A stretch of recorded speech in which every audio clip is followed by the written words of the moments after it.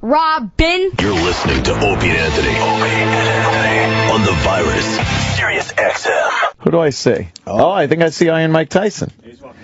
That is Iron Mike Tyson and fucking blubbery Roland. Jesus. Iron Mike. How can you tell who's who? And Marshmallow Roland. What? He's not Iron Mike. He takes it very seriously. I know. Iron Mike and Mushy Roland. Yes. Iron Mike and Wrinkled Roland. There he comes. Look at that, the champ. Yeah, that's always impressive when you see He's him. like a rock, man. He's just fucking like, look at his arms. Like fucking eggplants, them arms. Yeah. Holy fuck. Fuck yeah. Holiday hams. Iron Mike Tyson! How you doing? How you doing, Mike? What's up, Mikey? In this cruel world I'm living in. What? Look at your hairdo. Look at your hair. You got black in you. We've been saying it for years. Yeah. For years. Don't try to hide, huh? If You can hide that stuff. Mike. If he says he doesn't, put some in him. He's related to Thomas Jefferson. Yeah. For real. And you know what Jefferson was doing, right? Yeah, with that, what was that lady named Sally Hemon? Yeah. Sally. That's that whole string of families Mustang that were Sally. They Sally. were ruining the reunions down there. Oh, yeah, fuck the reunions. First they said, hey, well, we're going to accept them. They said, hey, we're not going to accept those niggers. Fuck no. Because this guy couldn't keep his dick in his pants. Fucking dumb fuck. It was some nice cotillion, and then it turned into a cookout. Yeah, man. It's okay. But he's related, for real. He's from Virginia? No, here, New York. Yeah. No, Listen, look at this. He looked like a fucking founding father. Yeah. If you look at a picture of the square does. forehead, Yeah. the founding father, dude. Yeah, well, Sam definitely did. We did a test on him. We did a genetics test or whatever, but and it said it was all East, but the whole thing's a lie. Yeah, it was all, It. it Yeah. was I all think a it's lot of bullshit. bullshit in there. Yeah, it's crap. Mike, you wrote a hell of a book, man. Well, holy shit, 600, 700 pages. Hey, what's that shit with me on television? What's that about? Oh, shit. That's a NASDAQ shit?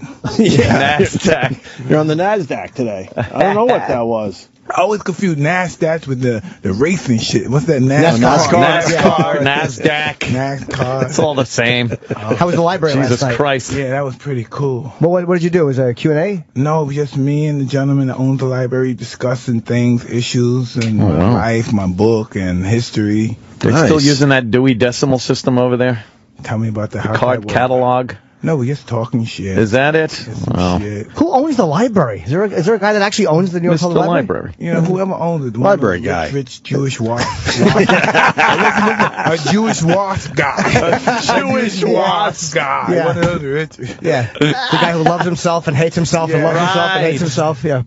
Wow, yeah. I'm about 250 pages in. I didn't finish it yet, and I've said it. It's the best biography I've ever read. Cold-blooded. It's completely honest. Completely Yeah, you let it honest. out. You let it out, Mike. Scary stuff. Damn, It's right? an amazing life. I hated it. I didn't want to do this. Like a year or so ago, Ratzel came to me, and then he asked me something about my marriage, and I said, hey, fuck this. This is too heavy, dude. Oh, shit. I'll see you later. Come back tomorrow. And I haven't seen him for like a year and a half. What happened with we get to ask you too at the press conference. It was really you were talking about Teddy Atlas, your old trainer, and then we get on these verbal things. We're just talking for a second. All of a sudden, you're at this place where you realize you're confessing that you had been using this whole time, and like what happened in that moment where you just?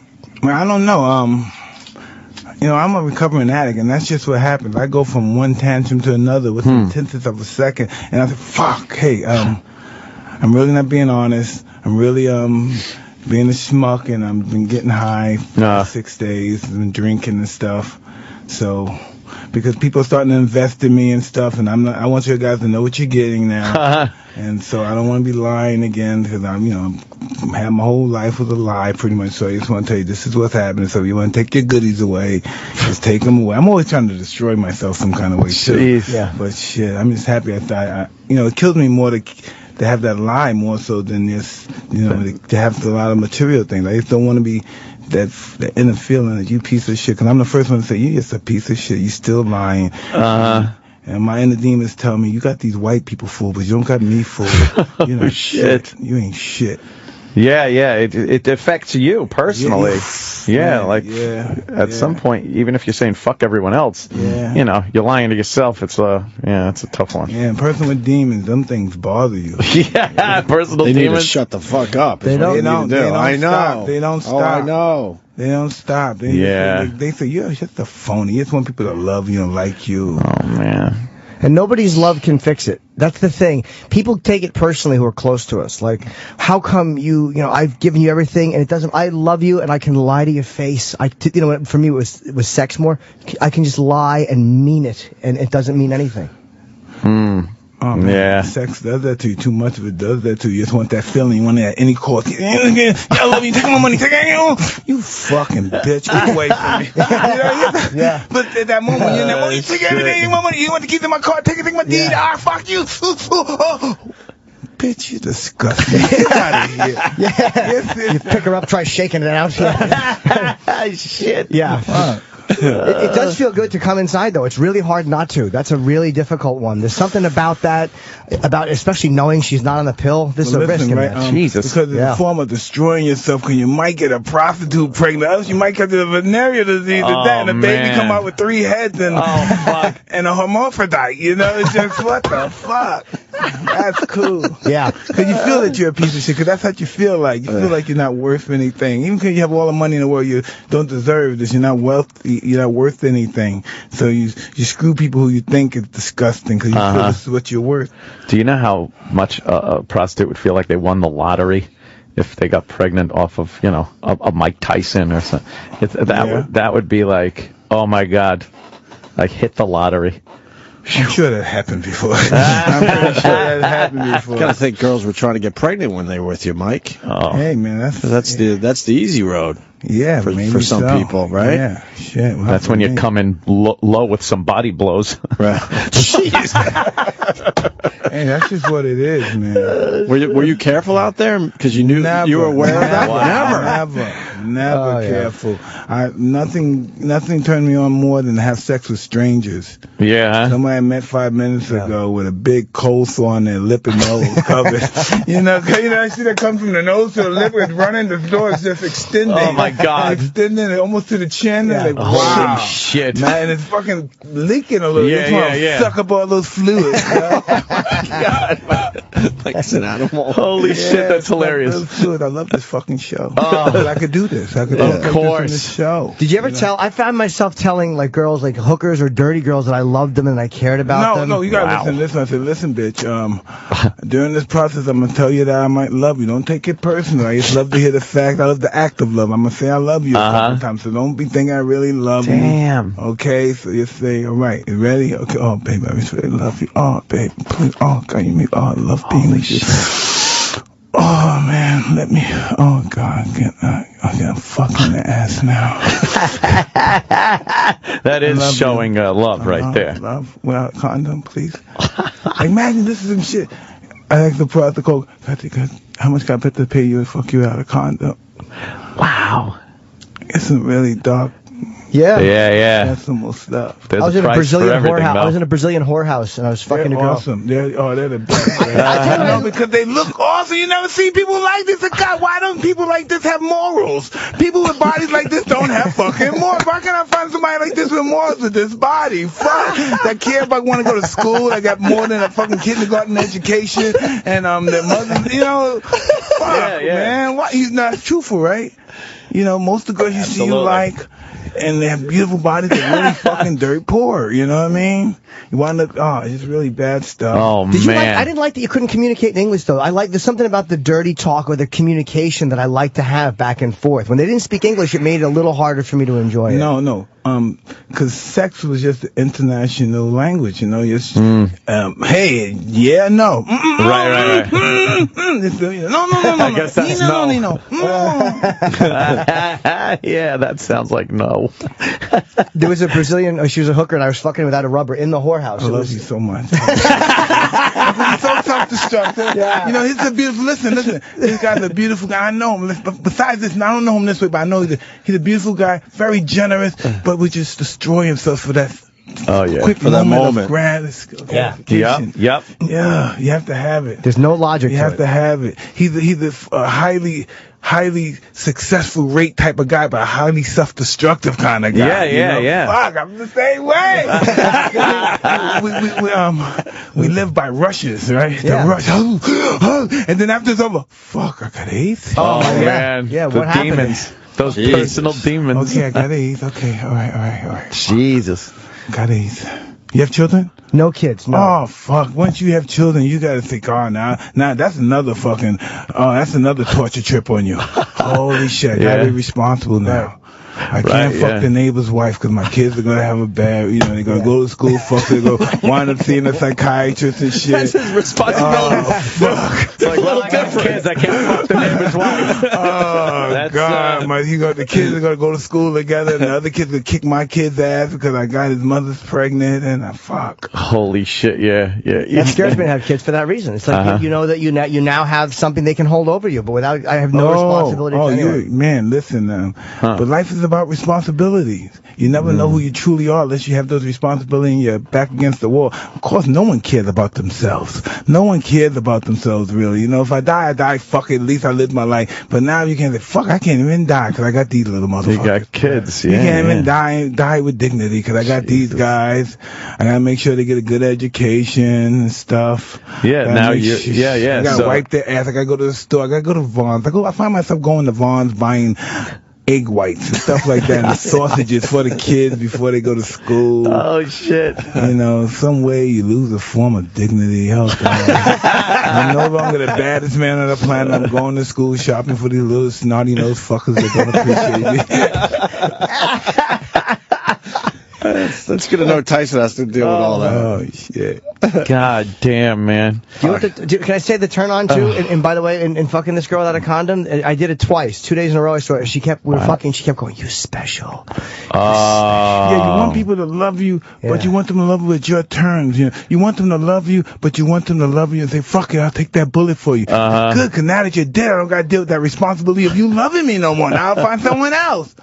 Imagine how the pharaohs felt. I don't got to respond to nobody. If you die, fuck you. I fuck someone else. Yeah. I just be with someone else. Not much responsibility. Yeah. Oh, imagine if you had a girlfriend or somebody that was tight with you, or you were married to you, and fuck you, yes, no. Oh. You can't really go out, and if you go out, you got to fuck, and she might kill herself, fuck, and you hope she does, or she might burn my fucking clothes up, or burn your house down. Yeah. Fuck, you can't leave her alone, so you're with her all the time. That's the reason that you stay with her all the time. She might burn the fucking house down. So don't. Or she might have figured out my email password, so I gotta fucking make sure I'm by the computer. Isn't that awesome? You it. always have to hide other girls, and you gotta find a way to do it. And you gotta tell your friend when you're with your wife, get their number for me. Oh shit! Always have a chaperone, get that bitch your number. Or you put them under guys' names, or you put if the girl's name is they know Julie. that one. These fucking girls are good. I know. They wonder why I'm texting my cock to a guy, and I'm like, no, it's Frank, my friend. Frank is measuring it. He's telling me ways to make it longer. He's telling me ways to make it bigger for you. I'm doing it for you. I want to hit that special spot. I'm gonna hit that spot. It's Dr. Frank.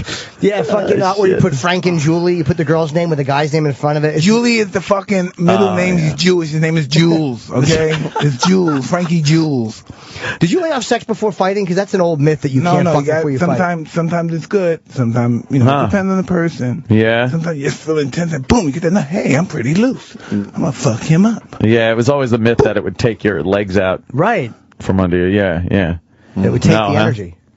No, obviously not. So fighting is psychological. Life is psychological. Yeah. It's just how you perceive it, I believe. There's a picture in the book of you at 13, which amazes me that you're only 13 there. You look like a grown man. Yeah, I would look like this at 13. Pretty much. Jesus. Yeah. Everybody thought I was gonna be tall, but I stopped growing. Right. And that's something now. It's a fucking. How tall are you? 5'10", 5'11"? 10.5. It's funny you mentioned the height too. There was one, because the stuff with Cuss, I think, is some of the best stuff in the book. It's like you touch on it in the store, in the one man show, but the book goes. There's so much you learn about that relationship and living there. And at one point he mentioned something about you. He wished you were taller, and like you said, that really. He wished I was bigger. Oh, was that you were a bigger guy? Like Ken Norton or Mike Weaver was just Hercules. Mike Weaver was just massively muscular guys. Right. You know what I mean? And I said, you watch. He said, because they would be intimidated of your physique. And I said, you watch, because one day the whole world's going to be afraid of me. Yeah. Because he was really, he had the science of intimidation and fear down to he had it down to a pack, man. He just knew that stuff. Because he was a very tiny man, but he was very ferocious. Mm-hmm. He knew how to, he just even at 70, just turns right away and like a wolfman. Hey, it's right within the 10th of a second. Were you scared? Were you scared of him? Hell yeah. Really? Even though physically you could take him. Yeah, no, that doesn't, psychologically it Yeah. won't. He didn't have to do it. He could just say something and I would just feel bad. Me disappointing him. Wow. Him being disappointed and feeling let down by me would kill me. Yeah, it's worse than a punch, right? My whole objective was to make him happy. As long as he was around the house happy, talking about me. Oh, man, Mike, you're the best. My son is the best fighter in the world. There's no one in the country. He's the national champ. When he was talking about me and proud about me, I felt on cloud 9. Yeah. But when he just, when he was down, the whole house was down. When he was happy, the whole house was happy. Yeah. Wow. But that's a good thing huge for a trainer presence, to yeah. have, the ability to deflate you or get you to do something just by being disappointed, because you can't bully a fighter. You know how people achieve in life? Yes, you can, though, but they achieve by having good mentors, by wanting to make their mentors happy. And if you can make your good mentors happy, then you're happy. That's just so awesome. That's what a good mentor is. It's by pleasing that guy, finding somebody that you want to make happy. Either you find that in good ways or bad ways.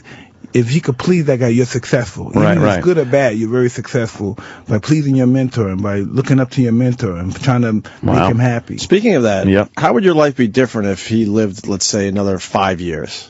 I was still, listen, I'm 47, I was still fighting. If Cuss is still living, I'll be still. Cuss, he didn't believe in age. He believed in your spirit. Fighting. He believed fighting was a spirit. If you had the spirit to fight, you could continue to fight. He would say, "Look, you never took a beat, and these guys are comatose. They've been knocked out cold, and they're still fighting, Mike. You should still be fighting, Mike. Matter of fact, let me pick your fighters, Mike. Okay, let me pick them for you now. Wow. Let me pick the fights. You can still be fighting. Yeah. So you have no doubt you would have fought a lot longer. He inspired me. Right. I would want to fight. It wasn't like he'd be pushing me. I was like, okay, Cuz, yeah. You know, he was the guy who knew how to press those buttons to make me believe I can conquer the world. That whole intimidation factor thing, you wound up being an expert at that. That's for sure. Ooh, wait. You wound up being in that show?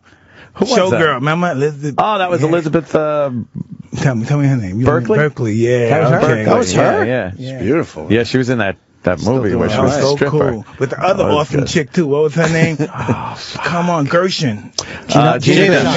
Yeah. Gina. Definitely.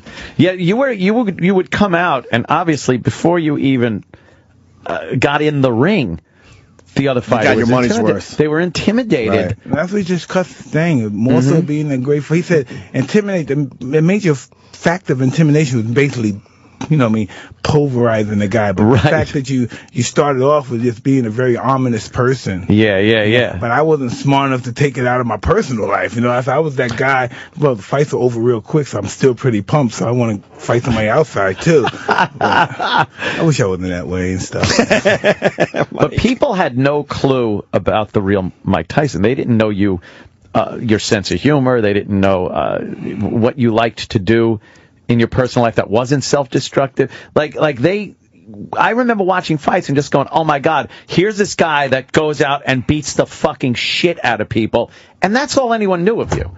Was that frustrating at all? Did you want people to know more about you? At that stage in my life, I wanted everybody to be You wanted just fear, right? Yes, think I was a monster. Wow. Yeah, because you're hilarious, and we just never saw that when you were fighting. You were always so intense. The other fighters were never laughing in the ring. Oh, God, no. Well, that's what 50 Cent was telling me that, right? He was saying, now, listen, Mike, because I started acting. Somebody said, see, normally they always saw you with your war face on. They never saw you like this. It's going to be tough. You had to change it around. But he was always telling me that. And I never thought about that. He had to tell me that. I said, listen, the reason why people are a little hesitant and apprehensive is because they never saw you like this. They always saw you with your war face on.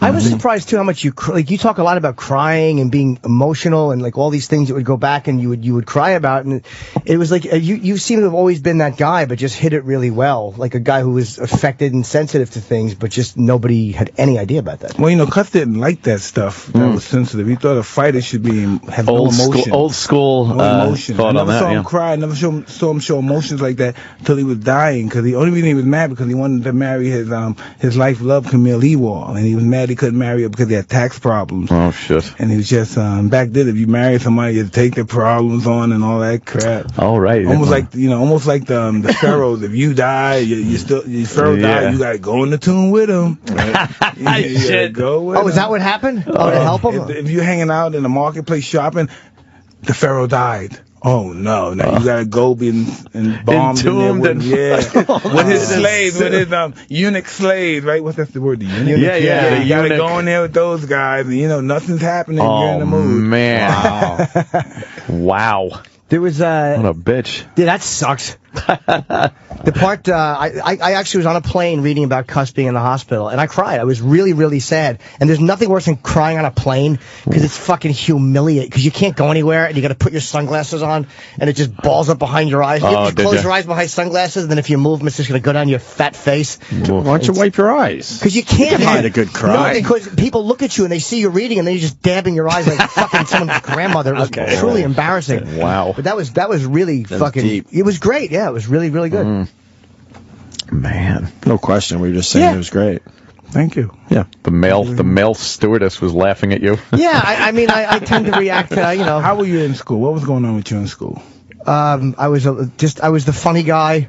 I did not get a lot of girls, and I didn't wash my hair a lot. I had a lot of dandruff. I was a very dirty young man. Dandruff. Whacking and jack non-stop. I went to school across the street. I'd walk home on lunch, jerk off, and then feel tremendous guilt and walk back like the whole school knew I had just jerked off. Well, they probably did. Yeah, they probably did. It was probably stole all of my fucking clothes. They didn't know anybody that you fucked. He's got to be jerking off. Yeah, walk back with your dick still hanging out. Yeah, I was a terrible student. I dropped out. He dropped out of high school. Yeah, I was, the old. Can't do it sometimes. I just didn't have the time in what they or were energy. teaching, Nothing. Garbage. I had no interest in. If they were teaching broadcasting on the radio, maybe you would have liked that stuff. Maybe I would have. Yeah, stuff like that. I liked science and stuff, but I liked just hanging out and learning the shit. I didn't like the tests and the fucking structure of it. Like if I had the test, I had the cheat sheet and still failed. Had the cheat sheet and still failed. Yeah. I wanted to learn shit just because I wanted to learn it. I didn't want to be tested on it. I didn't want to pass or fail or That's stupid. And the structure of school is what fucked me up. And pot. I smoked a lot of pot in high school, and pot. when you have all good intentions, and then after a couple of joints, you really just want to lay down and watch cartoons. Not do too many joints. It's like one couple of hits, and now you're ready. Oh, there you go. Yeah. Ready. Well, that wasn't happening. I smoked a lot of weed back in high school. Who is we as human beings? Some things that we can conceive in our minds, and some things that we can't. Yeah. That's the process of us coming from animals to human beings, and some things take longer for us to learn than some animals. Like some dogs learn faster than other dogs and stuff. Yeah, I think we're pretty similar to that whole thing. I think there's some instincts in there that some people are better at than others, and and learning, common sense. Things like that. Well, the same as dogs, though. When you look at it like as an addict, like a dog comes, like whenever you walk in the door, the fucking dog runs over because he knows the treat giver is there. Here. I mean, that's the same way we are. It's like if I get hooked on something, it's like I go to the same place, the same thing, ritual every time. I used to get hookers. I would ride around. You had to get in my car, the fucking right side of my car. They had to approach the right side, my passenger window, or I wouldn't talk to them. The hell is that about? It's just ritualistic fucking thing. Why not the left side, though? I don't know. You never figured that out? I liked it to feel seductive. Were like you worried they were going to do peek in something my to you? window. It's like with drugs as well. You don't feel good. You're miserable until you get the drug. You're high without even using them because you're gonna get high. You're gonna get high. So you're really high and stuff. And then the guy calls and I just got pulled over. The possibility they found the fucking dope. Oh. And then you come down and you're like, fuck your sad. This guy fucked my whole buzz up. Yeah. Well, even when you're high, the rest of the night is dedicated to trying to feel as good as you did when you first got high that evening. And you never fucking get it. You never get it. Next thing you know, you wake up with some weird people. Whoa! Weird shit. Did you touch me? Did I touch you? Oh, shit, yeah. It rolls. God damn it. Yep.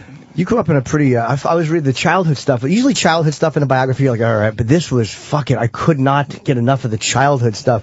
Holding a gun at like 8, 9 years old, you had a pistol. Jesus. Yeah, a little cheap-ass 38. At 8, 9 years old. Yeah, it's Can't even imagine that. It's just what you do. It's just what you do. They're the older people in your life, that's what they do. That's the end to this. You're watching them do things in the street. You're watching them snatch things. And these are people who are nice. This is Uncle such and such, aunt this and that. And they're good people to you. But to some other parts of the world, they're not so good. Wow. And your mother and her boyfriend, there was really good stuff about... you saw her throw boiling water on him? Yeah, she scalded him with boiling water. Wow. And what did you say, like, he went to the liquor store for her or something, and then you're like, that's explained my dysfunction with women? No, after she did this stuff and they would have fights, he would go and buy her liquor and cigarettes, like, reward her for doing fucked up shit. Wow, you know? What the hell is that about? Because he may say, well, I've did bad things to her too, so this is, make up for it. This is crazy. I have to, but this is how I live my life. A little dysfunctional, yeah. A little bit. You would think this is your worst enemy, but I love them.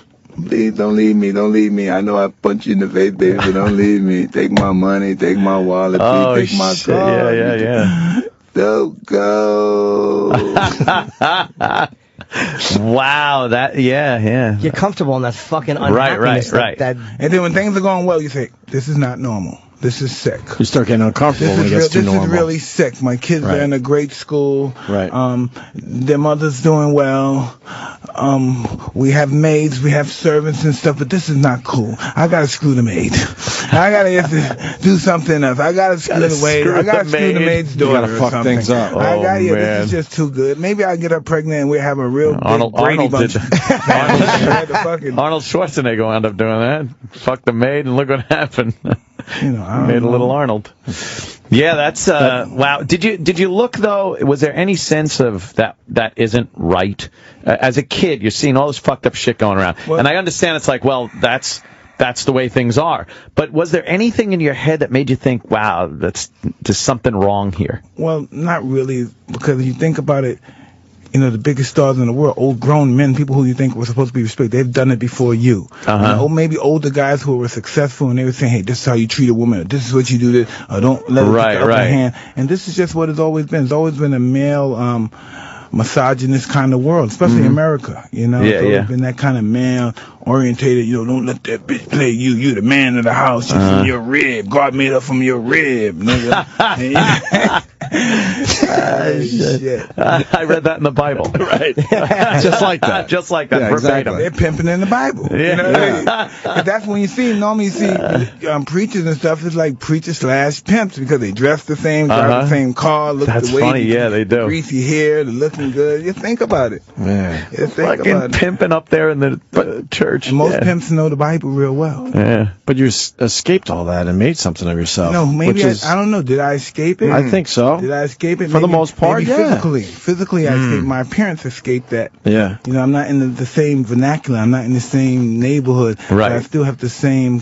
characteristics. Well, you used to go back to the neighborhood when you started making it too. Absolutely. You were just addicted to going back to that world, or have you ever tried to figure that one out? No, it's my insecurities. I just want them to know they're never tougher than me. Yeah. Right? Even though I have this, I'll still stomp you down. I just always had that mentality. I never wanted to be bullied again. I never wanted to think because I'm not in this environment, you could just say, oh, he's soft now. I never wanted to have that appearance that he's soft now. He can't come to Brownsville no more. I always wanted to know that I'm always here, and there's always a possibility that I'll do something real bad to you. Wow, damn. It seems. I was going to say, there's also something about going back home. You're coming from there's a place. Always something to fucking prove. I don't care if it's a white neighborhood. You're right. That's it. You're leaving there with these dreams and hopes that you're going to do something. And when you finally they want you they want you to fail. Right. Because I don't care what neighborhood, what nationality. Yep. They come out. Oh, you thought you were going to make it. Now you're back. Yeah, look where you are. Us. You fucking piece of shit. Yeah. So when you go back, it's almost like, fuck you. Look what I did. But it doesn't help. It doesn't. No, it doesn't. Cares. But it's only within your own head that existence. Yeah, but you don't have to physically travel back home to resolve that in your own head. You know, Well, you never know. For some people, they do. yeah. But were you going back there when you were really famous? Yeah. Wow. With my Rolls Royce, no bodyguards. Wow. Yeah. You know, and I'm one of the guys. And then you always in our neighborhood is always the doggy dog. You always have to, and that's crazy when I think about. That's why you always have to have that that feeling or that aura that I will still do something very bad to you. Right. You always have to have that. It's amazing to me how many times you almost blew it. Like when I'm reading the book, there's a lot of times you went back and these things that you almost did when you were starting to get really famous about you were going to rob houses and that your friend. Okay, yeah. He saved you, and it's like no matter how well you're doing, there's that part that almost wanted to self-destruct. There's always you know, in every neighborhood, there's always somebody that probably had played sports and you never knew he played sports, or he almost had it, or he did something and he lost it, and he said, hey, listen, man, don't do this. And he said, you know, Mike, I used to play, I used to box. You know, I didn't have it, but I almost made it, man, but I got caught up with drugs. I got caught up with this case or something, man. And they said, go back to those white people, man. They love you. Trust me. Go back to those white people. Man, I wish I had some white people that love me. God That's damn. just what they say in our That's pretty in our much what it is. neighborhood. Right. That's what it is. Damn. That's unbelievable. It makes you wonder how many people almost made it out Right. and went back one too many times Oh, and didn't. right. Oh, absolutely. Somebody may have killed him. I always remember the gentleman Len Bias. He went back to celebrate and died of a drug overdose. Yeah. You know? Our Remember that demons one. always follow us. I don't care who you are, how successful you are. That's why they're demons. They don't go anywhere. They never leave. Even if you have them under control, they're still there. It's still there, They right never over go. your shoulder. Demons don't go Just waiting. anywhere. That's Whoever say fucked up. they killed their demons are lying. They never leave. They never leave. Never. A constant battle. Yeah. Yes. God damn, man. I'm amazed at the bullying too. There's a lot of stuff about being bullied as a kid. It's you know, it was real bullying and horrible bullying, and the things that they would call you, and just it's hard Wow. to picture you going through that as a person. Well, you know, when I was younger, you know, I always hung out with my sister and her friends. My brother's 5 years older, and I was overweight. You know, like I said, I was chubbier, and I would look like this, you know, little kid. And just people would just always call me fairy, would kick my ass, just talk crazy to me. I never fought before. You know what I mean? But something that was just so weird, you know, that it's really strange. I was just good at fighting. Soon, no one had to teach me. Boom, I just. Oh, so when it finally, when you had to fight, you even were though I didn't know the punch good I was at throwing, it. I did, the intensity, I grab him, bite him, It's like, fuck. it just came on natural. Don't mess with this It's fucking natural. kid anymore. That's why I realized some things do come, fighting do come natural. We're born to fight. We're born to be killers. You know, we just, some people transform into something else they don't want to do, but we're born to do this stuff, I believe, to defend ourselves. There was the one story you told. It was one of the worst ones where What is that bullshit? What does it say right there? This is a Mike strange Mike channel. Tyson, former boxing champion. You're doing the closing bell today. Oh, fuck, nigga! Nigga! Please say that there. Please yell that. Yeah, they get the big celebrities to do the closing bell. You're doing it today. You know, it'd be really funny. I was just never one of the end celebrities. I was always like the black celebrity. The black celebrity say, no, we're going to stay away from this guy. You know, white people won't like us if we're with Mike. You know, let's stay away. Right when the bell rings, just turn around and clock the head of NASDAQ right in the head. Oh, like, You fucker! Like you think it's the fucking bell. Ding, ding, bam! Oh, that'd be a great news story for the night. Oh, that would be some beautiful shit. I probably have no bail when I get in jail. That'd be a rough one. Mike's promoting, by the way, that's Undisputed Truth. The Undisputed Truth. His book is out. I'm about 350 pages into it. It's absolutely amazing. And there's book signings, too. Today, if you want to meet Mike and get a book signed, go down to the Barnes & Noble in Union Square at 12:30 this afternoon. It's a massive Barnes & Noble. Fifth Avenue? Fifth Avenue. Yes. There'll be plenty of room to stand inside. If it's cold, you'll still be able to get it. But get there early. Don't be a dummy and fucking show up at 12:20 and expect to get online right up front. You're going to have to get there early. And the next week, the 25th, or in 12 days, 7 o'clock at Barnes & Noble. What do if you you're do out in now? LA. Right now, you're like, how old are you now? I'm 45. 45, huh? So you're dealing with that middle-age crisis, so you're trying to fuck it out of you, right? That's what it is. When you get that middle-age crisis, you just want to stroke. Oh, I'm sorry. You just want to stroke. Them strokes going to get that pain. Oh, I'm too old. I'm not even fucking it out of me. I'm just tugging it out of myself. I wish I had the dignity of fucking it. I'm just pulling it out of my own dick and then enclosing the text message. It really is a detached, awful cyber existence. Closing the text. Yeah, there's no real interaction with anybody. Check this out. Have you found anybody that just knocked you off your feet like me? Yeah, I found a few. Over the years. No, it's always going to be that one that just say, hey, this is crazy. This is where a really piggish, chauvinistic instincts come in. Hey, I don't want no one else to do what I'm doing to her. You just come over here and hang out here for a while. It's not so much that I don't want to do this to anyone else. You don't want her doing it to anyone else. Absolutely. Yeah. But listen, that's just what happens to people who've been single for a long time until we find out something that's not good with these people and we can throw them back into the little fish shell there. But other than that, man, we should hold on to them and see what happens. A little magic might work there. Yeah. But I think this guy, he don't want to believe in this stuff, but I think he'd be an awesome, responsible guy because he's an extremist and shit with all that stuff. And I believe if he focused that on just really caring about an entity and stuff, he'd be a monster. Jimmy is really a solo kind of guy. Mike thinks about sex a lot. Yeah. A lot. He wants to believe that because he doesn't believe that he'll do well in it. You know, he's scared to go through and make the mistakes as far as the relationship is concerned.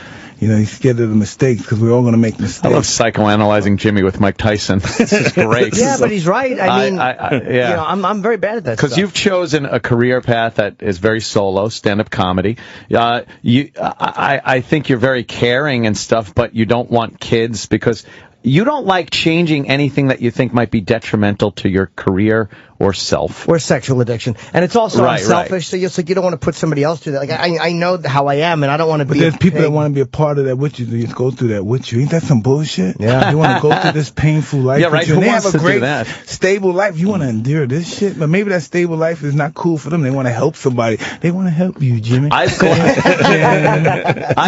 had girls. They want to save you. I've had girls tell me their like problems and really very emotional stuff, and I've caught myself like darting my eyes off to the television. That just proves right there I have no fucking compassion. I'm like the hump bench. Just keep your problems to yourself, okay? But don't tell me your problems, okay? Because I got my own. If your problems intertwine with mine, I might kill you, okay? Mike, how do you get girls in prison? That amazes me. Well, how did that all come about? Okay. Well, people believe it or not, I was Mike Tyson. And people kind of like wrote me pen pal letters when I was in jail, you know. And you just get a lot of people to look the other way. They said, no one always got in trouble because I touched and kissed too much and stuff. Right. But there was a guy in prison. There's always some fucking white guy in these prisons that just got the system down packed. Even though he's always in fucking prison, always get caught, but he got the system packed down. He said, this is what you do. You have them come, you know, the summer dress that they wear. The summer dress and the buttons in the front, right? You remember the buttons, of course, in the front. Have them wear it backwards. No underwear unless sometimes they check for underwear, and you gotta come to prison on underwear. Make the underwear crotchless. They never check the fucking crotchless underwear. Shit. Oh, these fucking guys, wow. That's why you white guys run the country, because your motherfuckers think of this shit. Right? So, the crotchless. And then, no, serious, right? Who would think? Only some white motherfucker think of this shit, right? And, but really, right? And I'm like, you listen to me, huh? You listening, Mike? All right, listen, all right? Fuck, all right? Listen, damn, I'm gonna get in trouble for this, all right? So, man, how I know I got 3 of my wives pregnant. I got 3 fucking kids since I've been in prison. I can't go listen. Man. So he goes like this. He said, you have them turn around, and you have them, and the best, you have to unbutton the top, and they come for that quick couple of seconds. They can give you a kiss and sit on your lap, and you have them come in and kiss you, sit on you, put them right on there, and you choke. And you gotta come real quick, because you haven't had sex in a long time. Unless you've been jerking off. You've been jerking off, Mike? Don't do that. But you're gonna come real quick, and then that's it, Mike. Then you sit down, and you continue the conversation, or else you exit to dismiss. One or the other. But if I was you, I'd take advantage of the hour and have a conversation. You might get hard again and try that again. So basically that's how I do. And then again, I can't believe I'm talking about this shit. But anyway. Fucking so compelling. Jesus. It's amazing. I'm amazed. Mike is the proverbial perv, okay? So, Just had a girlfriend. I had a little counselor there and stuff. Oh wow. Yeah, my that's drug handy. counselor. So I said, she kept saying, I can help your time cut some of your time off if you take my test. And I said, I don't need your damn test and stuff. And down to the possible, I could get some. Yes, I think I did have a lot of drinking problems and I dealt with drugs in the past. And maybe you could work something out and I can get help. Because I tried to take the GET test, and that would take some time, but I fucking failed the test. Okay? I said, fuck, god damn, I can't even pass a fucking GED. Fuck. What happened? So the counselor, wow. Yeah, offered money and stuff. Oh, man. I'm always paying, I'm always a quick guy to pay. My mother accept money. Most of the women I know accept money. And if you didn't accept money, I didn't like you. So there's something wrong with you. You got morals? You don't got morals. You got a venereal disease. I don't want to be with you. So, Everything, obviously you went through a point in your life where you believed everything was for sale. Everything is for sale, but every price isn't money. Everything. Right. Okay. All right. Sometimes everything's money for isn't sale. the price. Right. Yeah. Sometimes you have to love somebody. Sometimes you have to, it's just all not for sale by money. Everybody has a price, but it's not money. Wow. Yeah. God damn. That is a fucked up little story. And it's a very the drug counselor's supposed to fucking be there to, help you out in another way. She was. Yeah, of course. She was helping him out. Him out in that way. Don't be judgmental, in that regard. Fucking judgmental ass fucking white people. You're the one that taught me how to do this shit. It was you. Yes. The guy looked a lot like you. Absolutely. And then you go into detail about Desiree Washington in the book. Wow. Yeah, a lot more than the one-man show, by the way. Yeah, because the one-man show is only an hour and a half. You can't really. By the way, it's on. Sorry to interrupt you. It's on 8 o'clock on HBO Films. Undisputed Truth. It's called. It airs on HBO Saturday, and it's fucking amazing. I saw it twice, and it's an amazing. I haven't seen it on HBO. Of course, man. Of course. Yeah, I went too. Amazing. Jeez, I was there, Mike. But you don't got the same energy that he's had. He comes up, hey, Mike, really good, Mike. That fucking jittery energy is beautiful shit, man. Jimmy perfect. And he got the blink down. He's got me. He's like Mike Tyson's Jimmy impression is down. It's great. I actually went home and he went backstage. I'm like, I don't want to bother him. Just tell him I liked it too. I loved it actually. But you really get into the Desiree Washington stuff in the book, which was... It explains things that you seem like when you hear things on the news, you're like, how does this happen? And then you go through every detail about the fucking... I was so angry reading this book about the fucking defense attorneys and about Desiree, and you explain everything, and it makes complete sense how it happened. Like, it's stuff that I had no idea. Hey, listen, at that time in my life, I was acting like a real prick, so all that stuff with bad karma and stuff, it really came back to haunt me. Oh, shit, yeah. A lot of bad karma and disrespecting people back then, because I'm the fucking baddest man in the planet. It was right. Baddest motherfucker, kick your ass, and all that shit just comes back to haunt you. That bad karma, and you run into some other people with some bad shit. Did you ever get the feeling that I don't know, society on the whole just wanted to put you in check? Well, like this guy's me feeling sorry for myself. I think that way. Yeah, okay. I have a lot of that to do with my conduct. I wanted to be a guy uncheckable. Right. Okay. Yeah. You talk a lot about yourself too. Like you look back and you're like, I was a selfish pig. I was disgusting. Like you really go back and kind of analyze yourself, in ways that we do that are honest. Like I was behaving a certain way and this is what I was. But it's good to have that ability to see that. Well, I see that I don't conduct myself that way now, and I see the different results. Mm-hmm. And if I was continuing to act in that particular conduct, I would still have the same results. And were there people back then telling you to act in a specific way, and you would like, hey, fuck you, I know everything? Pretty much. And now it's you like... ain't win no motherfucking title, nigga. Fuck you, motherfucker. You ain't never do shit, and you got all the best advice in the world. Right. That's... And then after a few years, like, no, that motherfucker was right. Shit. And no, he wasn't right. I was just wrong. He was never right. I was just wrong. We don't have enough time, but I'm assuming that you're relieved that you got the Desiree Washington story now in this book for everyone to read. Hey, listen, because there's a lot to it that people just didn't know. Mm-hmm. What happened? You're interrupting the Mike Tyson here comes interview. Fucking Black Jim. Thomas Jefferson. Black Jim. It's fucking... But it's got to be good that it's on the record now. In your words. I'm just really no. It doesn't mean nothing about that. I'm just happy that it's over. Yeah, no shit. I'm just happy that it's over. It's going to always be there. And regardless of what people think about it, I really That's just not who I am. It's not in my system no more. And I'm just moving on in my life. Nice. Mm-hmm. Obviously, yeah. I don't have to have no plastics. I believe she had plastic surgery, got changed up job. I just don't have to do that. When I come in and walk in the world, I walk who I am. This is me, Mike Tyson. You see, this is what you get, and that's how it's always going to be. Did you ever see yourself in this position earlier on in your career? Were you ever thinking, wow, when I'm done boxing and I get a little older, maybe I'll wise up a little bit? No, I didn't think I lived that long. Oh, really? Who would want to think about if I was living like a rock star? Who want to be an old rock star? And then you realize being an old rock star is kind of cool. Yeah, Mick Jagger still gets blown. Yeah. Fuck, Nicky. He's beautiful. I see Rod Stewart too, right? Yeah, he's still Rango, Tango, Django. Goddamn Mike Tyson. Holy shit. Do you have people in your life or anyone, because like you said you were using for a long time, I don't know if anybody called you on it. Do you have, like you said, Cuss died and then your sister died, people who would really rip into you when you, and you need that, like people who care about you enough to risk losing you. Like, I don't know. Who's going to tell the youngest heavyweight and the champ what to do? And everybody tell him what he does is great. No, I mean now. Do you have friends that will go like, listen, Mike, stop. My friends, fuck, my wife would kick me in the ass. My friends, please. My wife is my biggest fucking watchdog, fucking Pitbull City, dude. Yeah. Oh, man.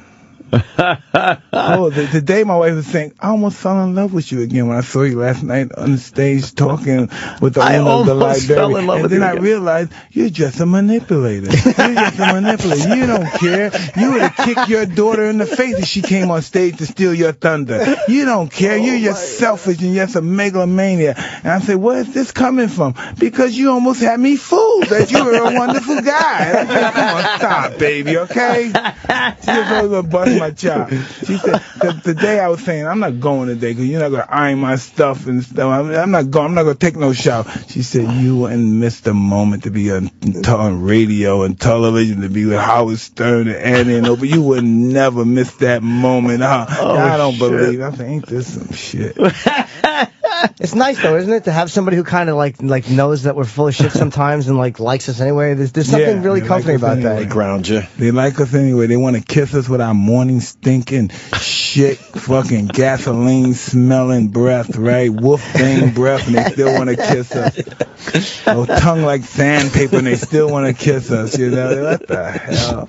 That's how you know you're in love, when you can, like, when you have to shit and you don't have to make up an excuse like you're going to shower. That's how I know I'm in a comfortable relationship. And I'm like, I'm gonna go to bed. You want to run to bed real quick, you don't have time to wipe to get the strokes in. That's white boy nasty. Black people would never like me to talk about that. That's some real. You're a fucking dingy dude, man. You're a fucking dinger. We got to get Mike out of here for another interview, unfortunately. Oh, no, come on. This is the place. Oh, man. It's not us. Because once I leave this place, I'm going to be, pretty much Uncle Tom Mike. Yes, ma'am.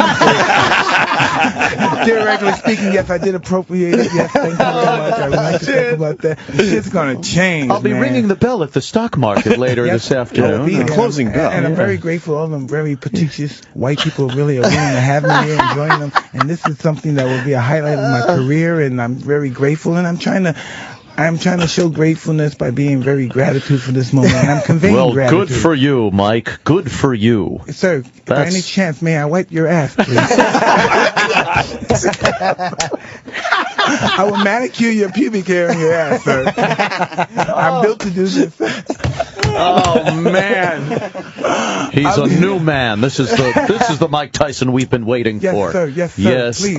My I'll pick your cotton in South Carolina as well. You never disappoint, sir. Shit. Mike Nobody never better than Mike Tyson. I love it. Can we plug everything properly? Yes, Well, please. the book is out. Oh God. Undisputed Truth is out, yes, and the special airs on HBO Saturday, 8 o'clock. It's fucking Opie saw it, I saw it. It's absolutely amazing. Everyone should see it. It's and tell them amazing. to come see me do this signing on. I'm an ex-rebellious slave that's seen the light. Come on, don't worry. I won't bite your ears and stuff. I will kiss your feet. And Oh man. Today at 12:30. So go down there soon, and you can see Mike at Union Square in the Barnes and Noble. It's a gigantic bookstore, plenty of room to line up. And in 12 days, if you're in LA, Grove Drive in LA, the Barnes and Noble there at 7 We're gonna be o'clock. at the Grove. Yes, on the 25th. Oh, the Grove is so hot. You know, oh man, the Grove. I remember I used to be in rehab. I used to go to the Grove. I used to go girl watching. I'm grouping at the Grove. The Grope is groping. The Grove, Groping yeah, groping at the Grove. Groping at the Grove and shit. Mike, you're fantastic every time you come in. We love having you in here, man. You're so much fun, and just a fucking legend. And it's great to have you, man. Yeah. And stick around. I'm doing my advice show after. Oh, you're right. Yes, okay. I have to listen to that on the way home. Advice. What are you going to give advice on, particularly? Whatever they call in about. They call in and they ask for advice on, sex addiction and stuff, and I do what I can. Have you ever been to to get help for sex addiction? Yeah, I've gone to a few meetings. What do you think about that? The meeting there is just really weird stuff. You got to go to the right guy. Yeah. That's some interesting Pat Carnes. You ever heard of him? Mm-mm. Oh, man, the best guy in sex. Oh, is he an author? Yeah. Yeah, I actually have heard of him. Yeah. In the Shadows, something like that's the book he wrote. Yeah. My ex-girlfriend many years ago gave me that. Here. Yeah. Check that out, man. She knew there was a problem. That's a hell of a stocking stuffer. In the Shadows, man. Ready for a hell of a Christmas, always lonely, right? Always alone. Always feeling lonely. Oof. All right, Mike. Thank you so much. Tell him, Fred. The Virus. Sirius XM.